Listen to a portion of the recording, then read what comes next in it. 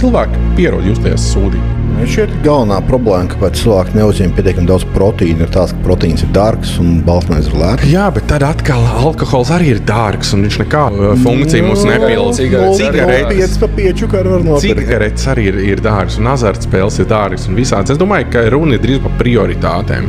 Tas ir, kur tu gribi tērēt naudu, tu gribi stulbībās tērēt naudu. Jā, tādā ziņā, ka cilvēks ir pieredzējis, teiksim, pīpēt un dzert tos 4 saliņus un tagad izmainīt uzturu, pielikt tur 200 eiro mēnesī. Nu, tas ir dārgi. Es saprotu, uz ko tu tēmē. Protams, ja mēs gribam tur zēs pilslejas ribājas steiks, kur viens 300 gramu gabals 17 eiro maksā, nu tā katru dienu neēdīs. Jā.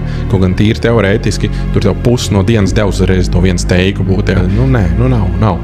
Es uzskatu, ka viss ir prioritāts un izvēles. Un cilvēkiem ļoti viegli ir ieslēgt to upuru mentalitāti. Ai, nē, man tur viss slikti, valdība slikti, tāpēc man maz alga, tāpēc man nekas nesanāk, tāpēc neēdīšu gaļu, tāpēc es dzeru šalu un pīpēšu.